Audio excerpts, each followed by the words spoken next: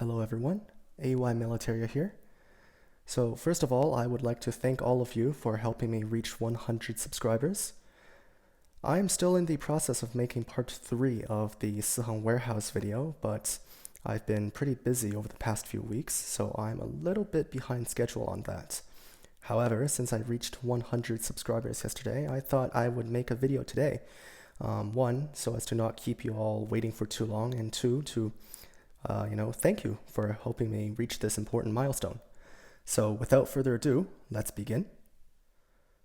The 1903 pattern bandolier equipment was introduced by the British military to address some of the issues that had become apparent with the previous pattern of equipment. Instead of using cotton webbing, this new equipment set once again used leather.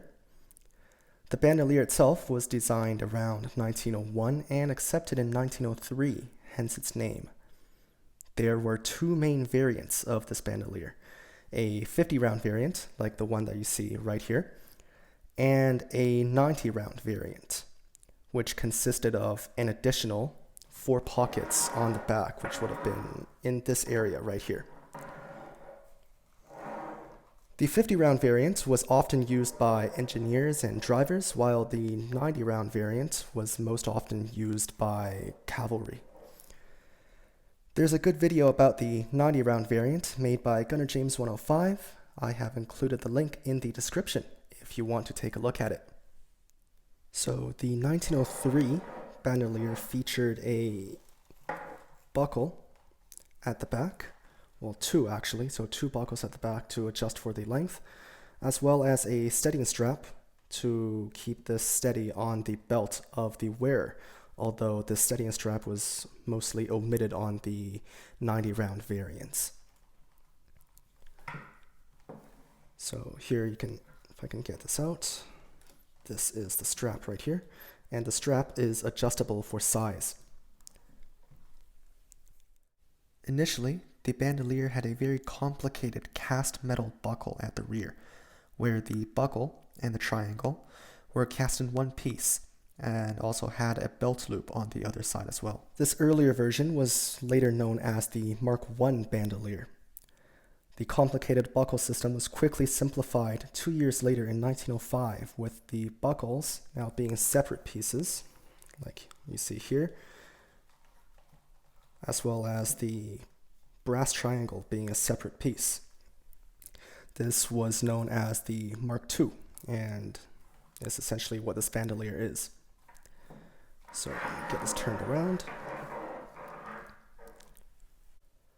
The 1903 pattern bandolier equipment had many problems, and only 5 years after it was introduced, the infantry replaced it with the 1908 pattern web equipment, which is what the British Army was armed with during World War I.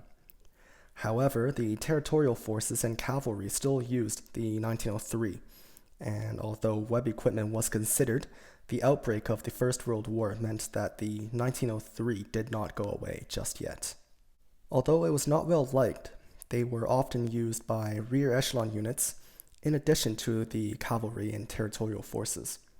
The 1903 pattern continued to be produced during the interwar years and continued to see service with certain units during the Second World War, but had mostly been phased out by that point. However, there was an exception, which was South Africa, known then as the Union of South Africa. South Africa continued manufacturing the 50-round bandolier into the 1940s, and they would continue to see some use for many years after. The example that you see here is a 1940s dated South African manufactured bandolier, which is what we will take a quick look at. This bandolier is the 50-round Mark II variant, which, like I said earlier, is due to the simplified buckling system, where the buckles themselves as well as the brass triangle are all separate pieces. This bandolier has 5 pouches, which are riveted onto the bandolier itself on the back, and each pouch would hold 10 rounds on 2 5-round chargers. The pouches themselves are secured by a single brass stud at the front. And once open, if this will open, there we go, there is an additional leather strap right here. So this is what it would look like on the inside.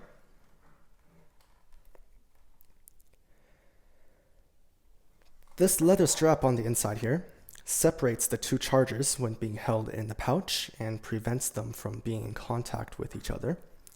Once one of the chargers is removed, this strap would hold the other one secure against the pouch and prevent it from rattling around within the pouch. On the left side, if I can close this pouch first, which is kind of hard to do. So on the left side, we see a South African property mark being a broad arrow in the letter U, with the U standing for the Union of South Africa. On the right side, there is a date and maker mark that you can see here. This particular example dates to 1941 and was made by C.H. Effman and Son, a South African company that was known for making leather products, such as saddles. Overall, this bandolier is in pretty rough shape, with the leather being pretty dry and cracking in some places.